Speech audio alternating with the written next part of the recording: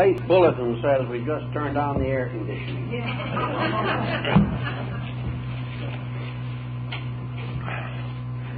Well, I don't expect to be able to give John's lecture, because I really do not know what he intended to say.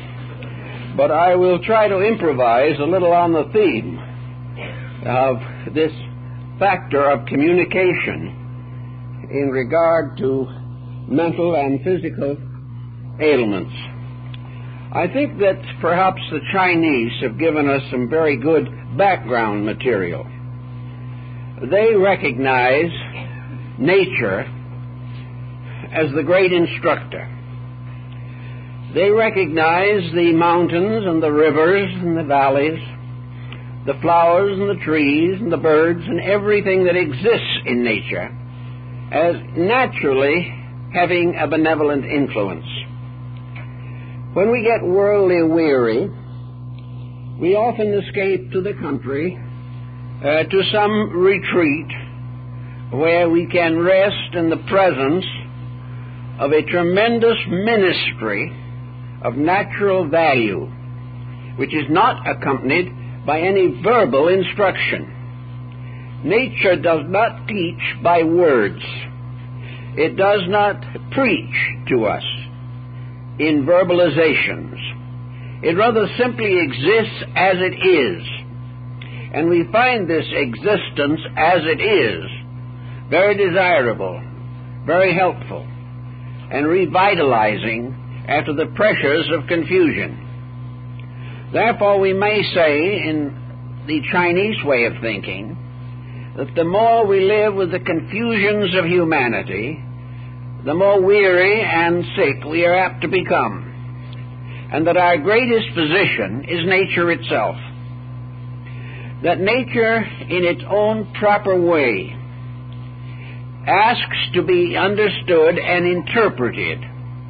It is up to us, really, to discover the values in nature.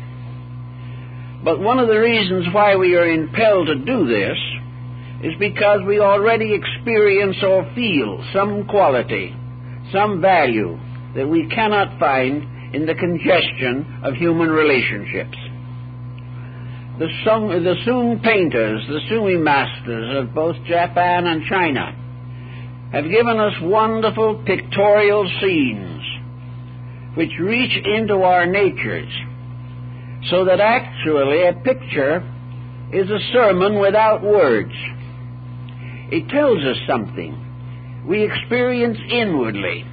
It stimulates our intuitive reaction and becomes a balm in Gilead. We feel better, more peaceful, for the painting becomes a window into a universal existence. Now, we realize in some way that the more natural we can be in a constructive sense, the better our health is apt to be. Anything that is artificial or sophisticated endangers our peace of mind and also the harmony of our bodily functions.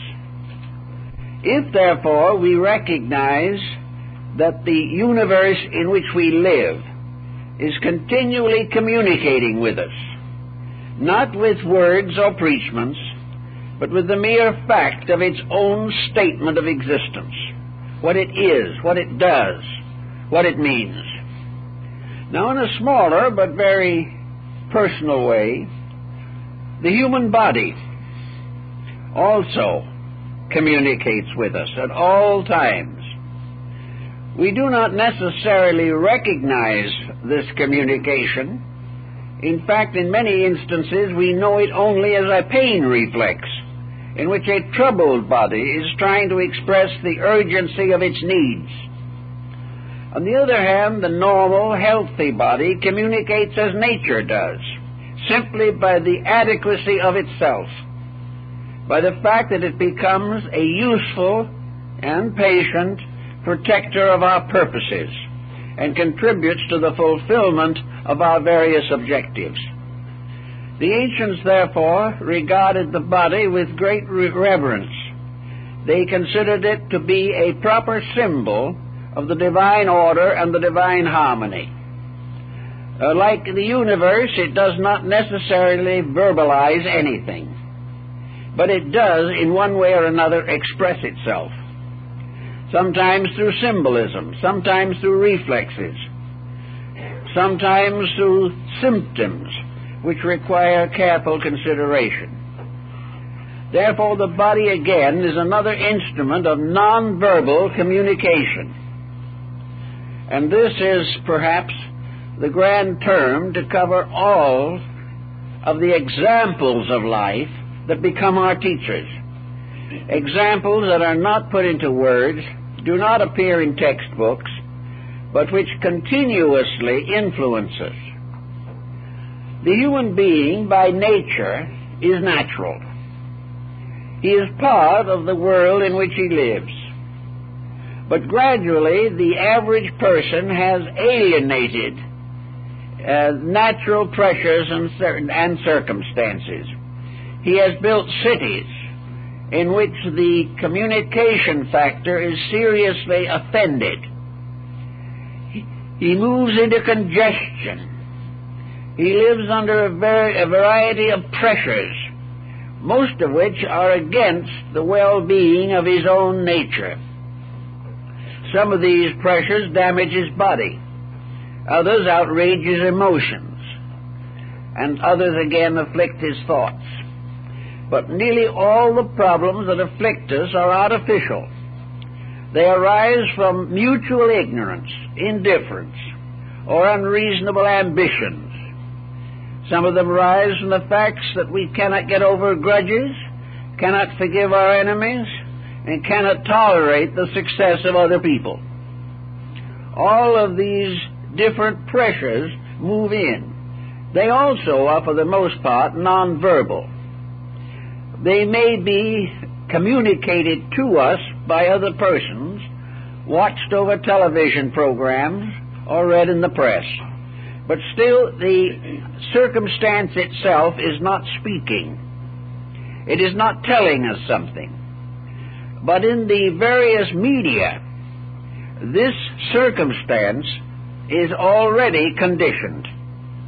The media does not tell us the real emotional core of a situation. It interprets it already, and we begin to accept the interpretations and are variously influenced, not by the circumstances, but by the way other people have reacted to them. If reactions are artificial, they again become a nonverbal source of tension and stress. Today we have a great deal of bad health, and at the same time we have a tremendous number of well-intentioned people who would like to improve their own health and dispositions and contribute something to the solace of society. We can then begin to study some of these factors. How do we communicate non-verbally? How does the human being share with other human beings values which cannot or are not put into words? Well, we can again go to nature for a little information or a little parallel. Take, for example, a person who lives alone and whose principal companion is a faithful dog or cat. This dog cannot speak, but it appears to be a good listener. We do not know exactly what its thoughts are, but we do know that in a mysterious mood, it seems to sympathize with our needs. It becomes a close value in our lives and expresses its concern through a series of very simple gestures. It comes toward us when we are lonely. It is with us when we have some problem burdening our souls. It may rest at our feet in a quiet evening, but in some way the animal gives us one tremendous consolation. We are not alone. And this presence of something means gradually that we build into this presence almost all of the characteristics of humanity. As far as we are concerned, when we speak to the animal, we are inwardly impelled to believe it understands us. We share our secrets with a perfect realization that the confidence will never be betrayed. We also find all kinds of ways of pleasing this little creature that has become part of our lives. We may take great pleasure in doing little favors for it, and very often the little animal becomes very responsive to these favors and becomes almost demanding of them. But we do live in the presence of a non-communicating creature that at the same time has the power to seriously and considerably influence our own attitudes.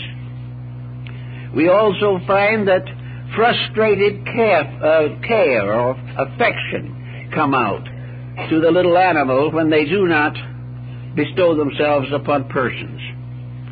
We have in the pet something that is dependable, something that we do not have to deceive.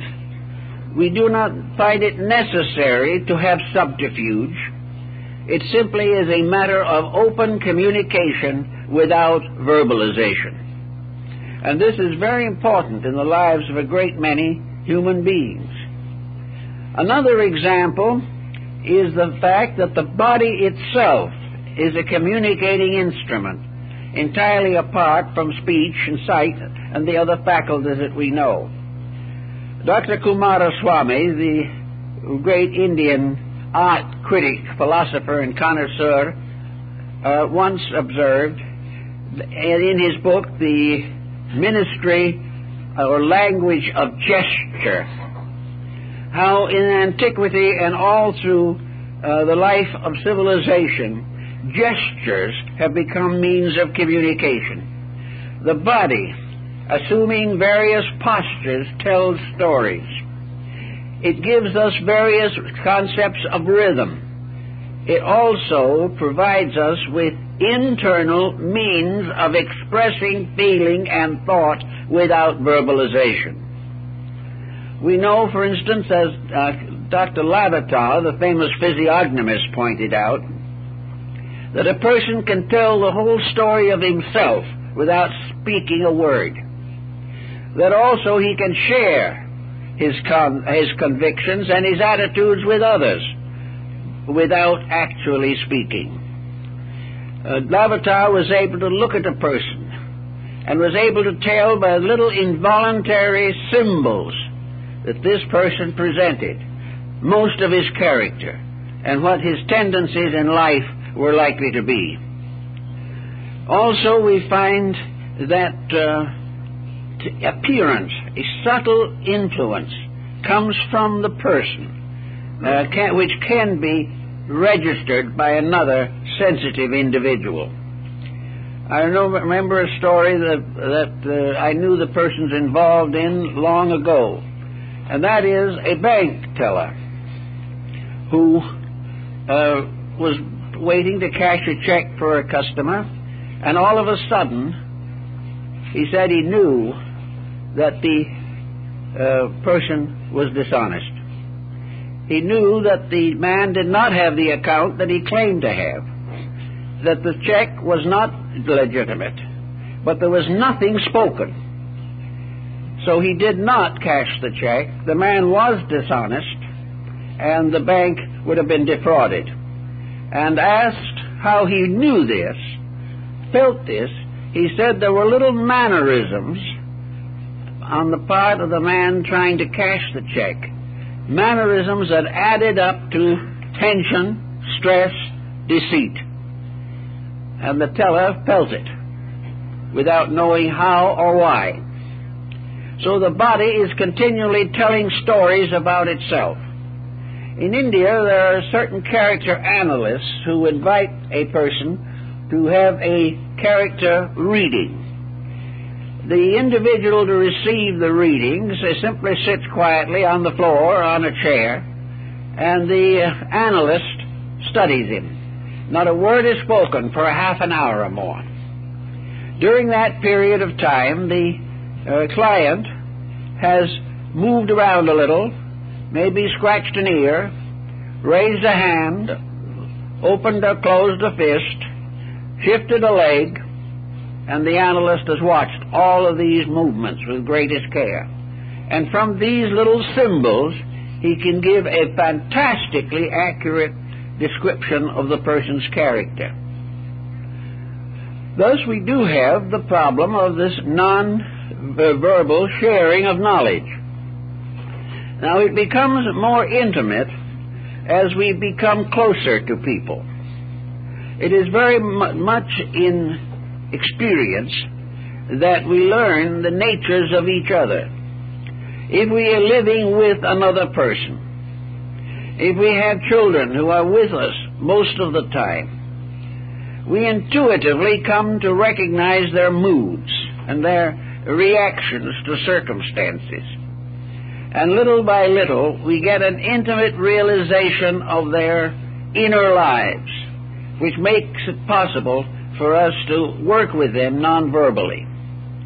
We can share their sorrow without speaking, but by a gesture, as Kumaraswamy calls it. We can show a slight indication of feeling, which the other person instantly recognizes and finds it consoling or damaging according to the mood or emotion behind it. Psychology has shown the danger of critical attitudes.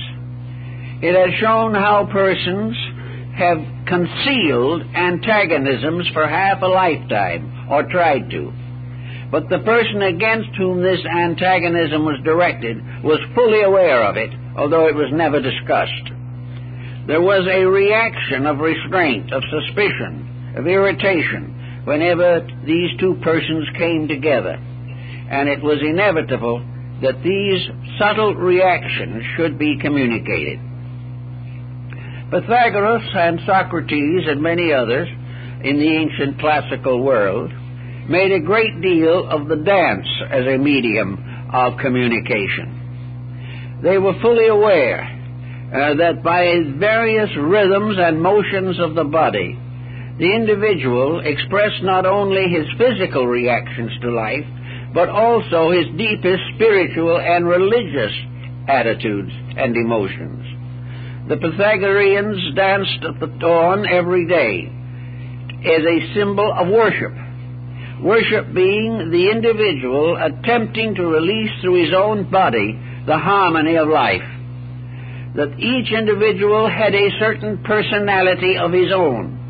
Therefore, although they were all dancing to the notes of a lute or a drum, each one was dancing a little differently. And this difference was a key to his own individuality and to the relation that he had between his own personal life and his veneration for the deities. Socrates, who was not exactly a graceful man, he is reported to have been bow-legged and pigeon-chested, actually, however, danced with his disciples. And according to a stranger who came to Athens, he asked how he would know Socrates. And he was told that Socrates was a person of very poor appearance, rather deformed. But later, when the man met Socrates, he reported that he found him to be handsome, beautiful, and wonderful. The spirit behind, the life behind, was so magnificent that it completely overshadowed any defect of the body. Now, to a measure, we are under these problems today. Today, I suppose, as never before, human beings have tried to improve appearance. They have used every possible means to make the body more attractive. Both in clothing and in dieting and in all these ways, they want to look well. But very few of them have really discovered that beauty comes from inside, and that a person of very ordinary appearance becomes beautiful by the release of internal values. No one can be truly beautiful who is not growing wiser inside.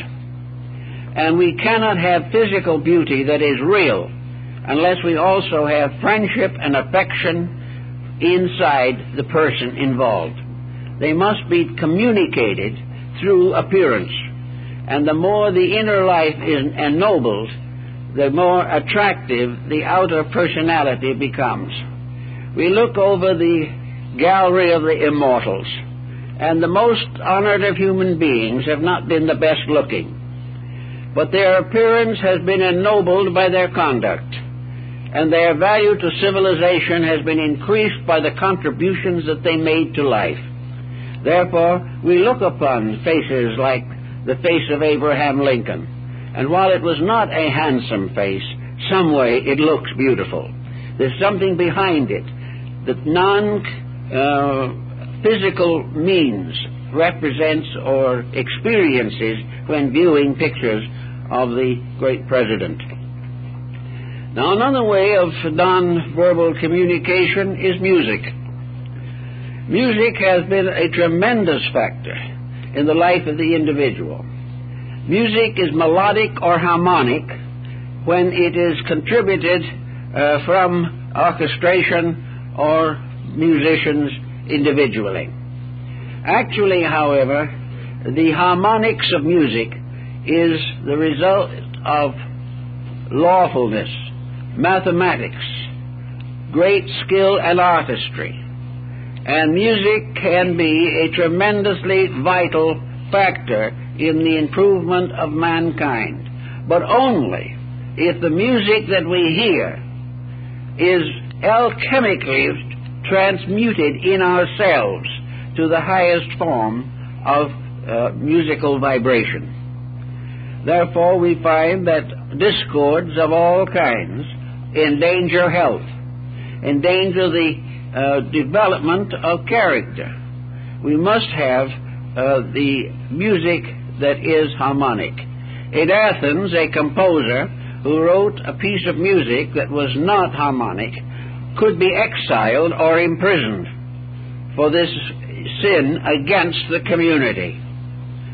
Music representing a perfect harmony of sounds also becomes apparent in structures that are created upon musical themes, and these structures include a great number of architectural works. Many buildings of antiquity especially were crystallizations of harmonic patterns. They were deeply involved in music and in the harmony and grace of a kind of melodic consciousness within the soul of the architect. We notice even today the tremendous difference of effects resulting from various types of architecture. We realize that some artistic forms ennoble us, raise our vibratory rates, and cause us to have a feeling of sublimity, whereas others become totally materialistic, comparatively valueless as contributing anything, and bringing no satisfaction, unfoldment, or release of the psychic life within us. So architecture is a very valuable and important element in the non-verbal communication. It tells us much about the ability that we have to appreciate. I think that one is faced with a variety of reactions to architecture. To some people, architecture is simply a roof and four walls. What it is like, why it is there, is purely a matter of utility. And as utility, it nourishes only that for which the utility is intended. If it is an office building or a bank or a stock exchange, then the building becomes simply the structure or principle upon which the building is erected. There is no idealism, there is no overtone involved in works of this kind. Churches used to be very much affected by religious architectural principles. But in the course of time, the attitude of the average person toward religion has greatly changed. Even today, however, I noticed in entering into a great cathedral or some magnificent religious structure that even those who have no particular interest in that particular religion some way become silent. They take off a hat or they do something to indicate respect without realizing what they are doing. They are simply under the pressure of a great harmony, a tremendous spiritualized pattern, a kind of cosmic snowflake, something that is mathematically, psychologically, mystically correct. And wherever a structure is properly organized, it does create a feeling within ourselves. Plotinus, in his essay on the beautiful, has clearly discussed this particular subject. The soul of man is a mysterious, abstract power which dwells in the innermost and is lured out into manifestation essentially by beauty. In his essay on the beautiful, Plotinus points out that the beauty in the human soul moves outward to embrace the beauty of the world, that the human soul, being beautiful and symmetrical, reaches out to the natural world of mountains and valleys and wonderful streams and lakes, and the soul is happy. The soul is happy and it is nourished because it is fed by beauty. And having been properly nourished and properly fed, the soul becomes a source of joy, peace, and insight within the individual. If, however, the soul is confronted with asymmetry or deformity, if it must listen to discords of sound, look upon discords of color and shape, and live in the atmosphere only of a factory-ridden civilization, the soul retires further and further back into itself, suffering or locked by the fact that there is no nourishment for it in the world in which many people live and consider themselves to be satisfactorily integrated. If, therefore, the person, recognizing the fact that beauty is absent from his life, that he is not in the atmosphere of it, must do various things to communicate beauty to himself and through himself to his own soul. He can do this in a series of very simple actions. All that he has to do is find something that his own consciousness tells him is beautiful, and try, if possible, to live with it.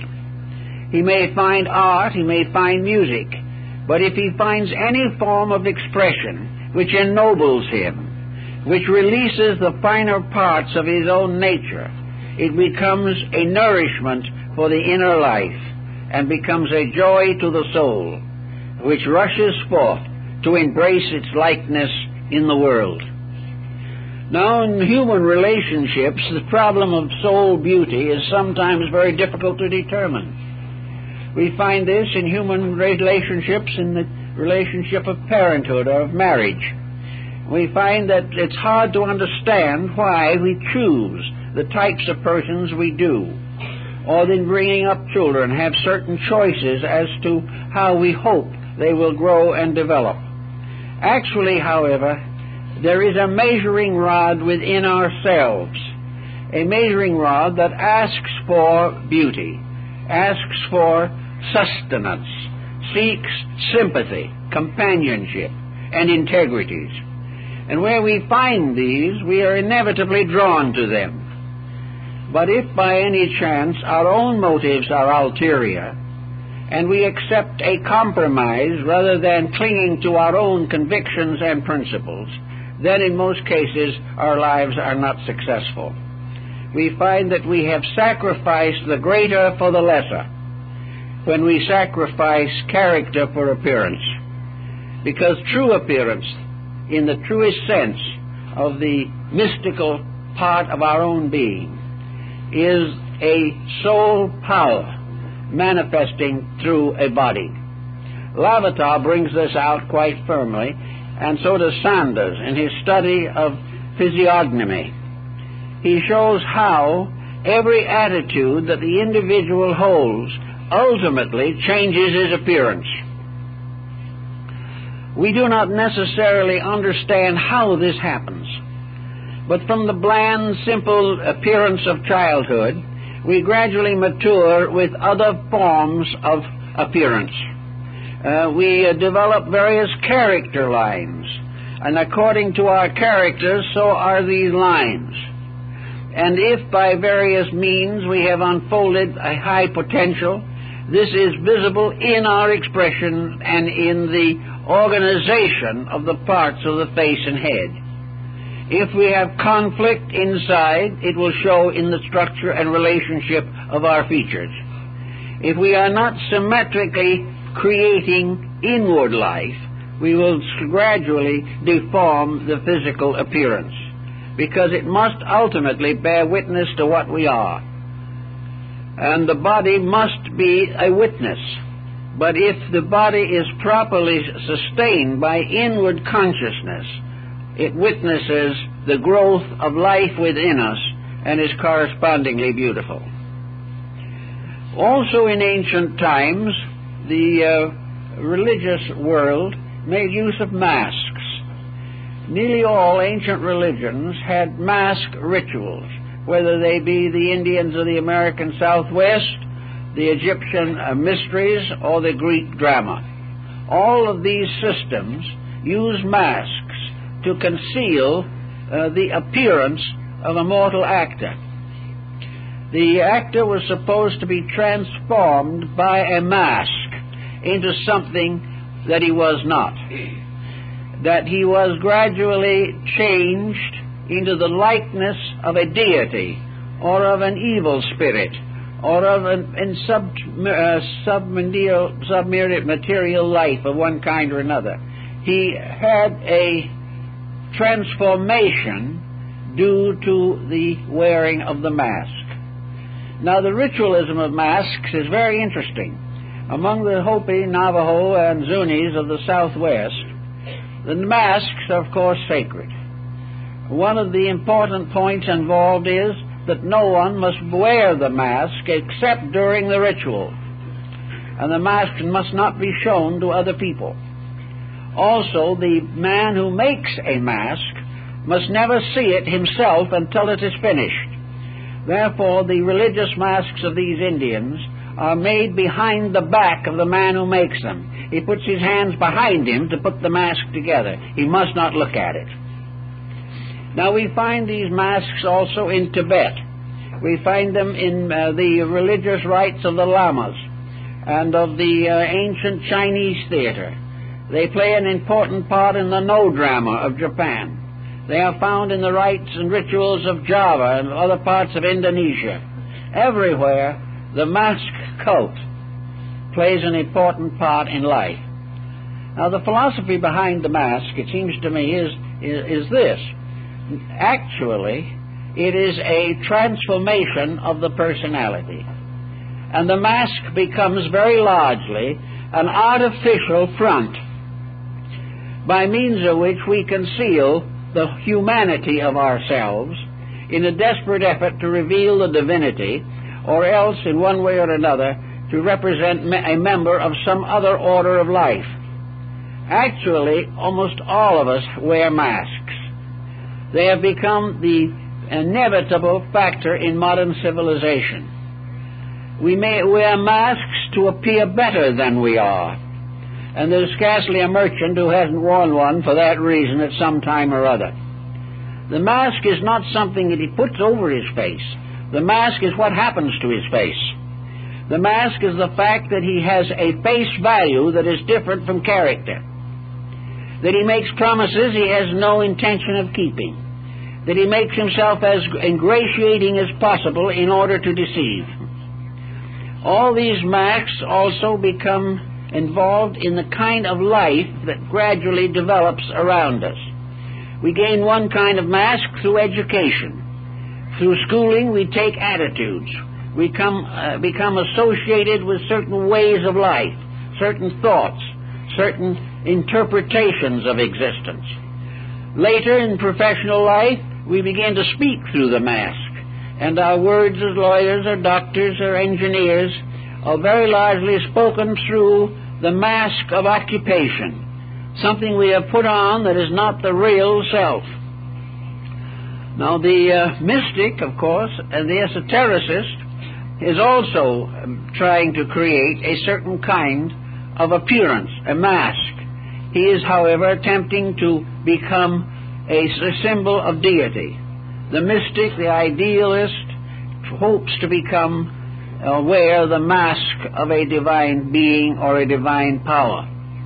And as the ritual dancers in the Hopi or Zuni rites wear these masks, they instantly become divine and are accepted as such. I've been at these dances where a father was a masked dancer. His children knew perfectly well who he was, that he was just father.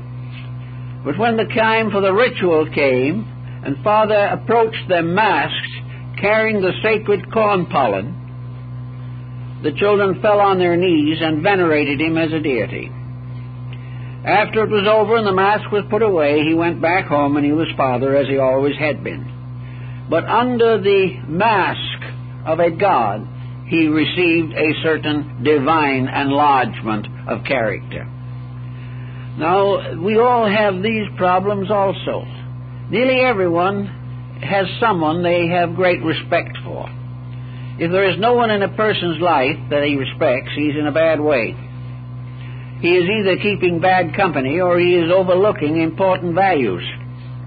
It is far better to always recognize that the individual is wearing a mask, and that this mask may cover his strength or it may conceal his weakness. And it is up to the individual involved to find out how these masks are actually worn. Sometimes we wear a mask in order to conceal grief. Sometimes we do it in order to arrange revenge. Sometimes we want to be considered better than we are.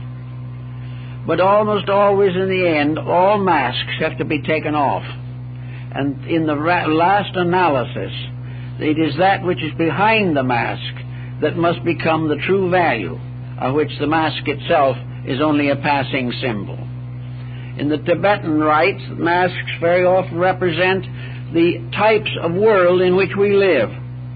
The monsters of the Tibetan underworld are right here among us. For this underworld is nothing but the material sphere in which we live. Here strange, grimacing, and frightening forms appear. Here all kinds of infirmities descend upon us. Here also the teachers appear to guide us and lead us out of the troubled under life to something better and wiser. And in the ritual dances, all of these various conditions are personified for the enlightenment of the individual. The end of the enlightenment is always the same, that we shall recognize that all error, all weakness, all evil is delusional, and that actually behind every evil circumstance of life is finally a manifestation of the divine purpose for existence. Therefore, things wear many masks, but the truth is behind them, and the truth is one, regardless of how it appears to be modified or conditioned or distorted by the circumstances of daily life. Then there are other forms of non-verbal communication, and these are, among others, service. One of the most powerful ways of sharing life with another is through dedication to the helpfulness which we feel within ourselves to be possible. Very often we have found, as Emerson found, that what we do speaks much louder than what we say. What we say becomes therefore a cover, a mask. And this mask of what we say is usually accepted by other people as genuine. This means that we have to be extremely careful what we say, far more careful than the average person likes to be. But by means of character, by means of dedication, we create a pattern of nonverbal idealism. The great teaching is by example. The great teaching is the individual doing those things which are the greater good to the greater number. We respect these people, even though we do not necessarily have the skill or courage to emulate their conduct. We respect achievement of a high quality, but may not at the moment feel that we can make the sacrifices or adjustments which would make it possible for us to become like these extremely important individuals, so that life itself becomes a form of communication, a form of understanding between the individual and the world around him. Another form of communication is meditation, and in this the individual is communicating with that which words will not affect to any great degree. No matter how loudly we verbalize our prayers or our contemplations, the verbalizations are unimportant. The entire value of the meditative life lies in silent communion with reality. This is probably the highest form of nonverbal communication. It can be directed in three directions. First, it can be directed toward the divine power, the source of all life.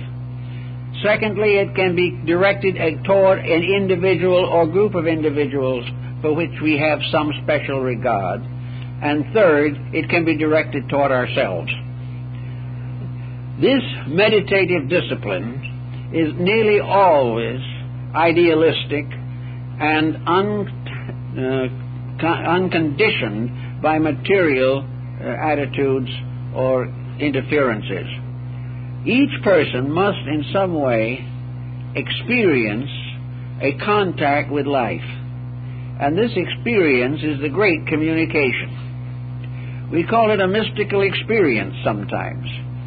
It is an experience in which for a moment the individual becomes intimately associated with the realities which he seeks to understand. He then discovers what all mystics have discovered, namely that there is no way of verbalizing the substance of a divine experience. There is no way in which the individual can communicate to another the actual experience. Various religious teachers and so forth have written of it, have tried to tell it to another person, have tried to share it with their disciples. But actually, the experience is beyond all communication. It is an identification with life itself. It is an at-one-ment with an eternal value. And this experience itself, of course, has been regarded as the greatest experience to which the individual can aspire. Plotinus, the great Neoplatonist, had one or two experiences of this kind. They lasted only a moment, but in that moment, time, distance, space, intervals, all instantly vanished. There was nothing but one tremendous reality, and the individual for an instant seemed to tune in on that reality and become with it.